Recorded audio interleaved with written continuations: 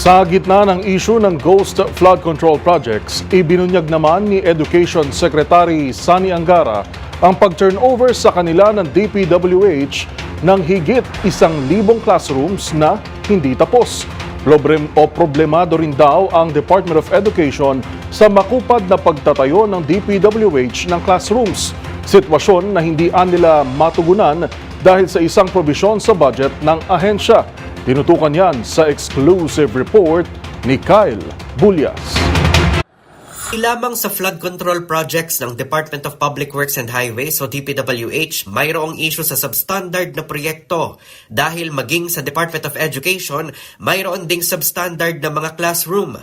Sa panayam ng DZRH News, sinabi ni Education Secretary Sani Angara na mayroon umanong higit 1,000 na mga silid-aralan ang iturnover na pero hindi naman tinapos ang proyekto. Kahit kalagitnaan na ng klase ay hindi pa rin ito magamit ng mga mag-aaral dahil hindi ito napinturahan o kaya naman ay wala itong supply ng kuryente. Nang tanungin si Angara kung sino ang nagtatayo ng mga classroom ng DepEd, yung DPWH din ho, siya nagpapabid. So, Sila rin pala. Tapos binibid ng DPWH, tapos mga contractor din ang gumagawa. Sila rin ang pumipili ng kontraktor, ano?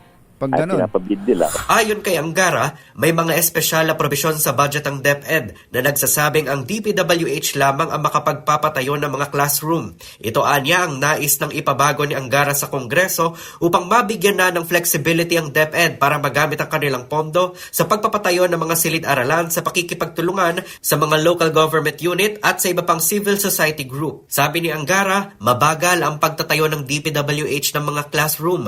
Kalimitan anyang inaabot ng hanggang 3 taon ang pagtatayo ng isang silid-aralan at gumugugol ito ng 2.5 million pesos hanggang 3.7 million pesos bawat isa. Posible anyang dahilan ng mabagal na pagtatayo nito ay ang dami ng proyektong hinahawakan ng DPWH kaya hindi natututukan ang problema sa kakulangan sa classroom. Sa datos ng DepEd, nasa 165,000 ang backlogs ng ahensya sa silid-aralan at kung magpapatuloy aniya ang ganitong sistema, nasa 4,800 classroom lamang ang kayang maitayo para sa taong ito. Matatandaang sa ika-4 na sona ni Pangulong Bongbong Marcos, ipinangako nitong matatapos ang pagpapatayo ng 40,000 classroom bago matapos ang kanyang termino sa 2028. Samantala, handa namang tumulong ang DepEd para sa bentahan ng 20 pesos na bigas sa mga public school teacher. Ayon kay Angara, pwedeng ibagsak sa mga paaralan ang mga bigas na ibebenta sa mga guro.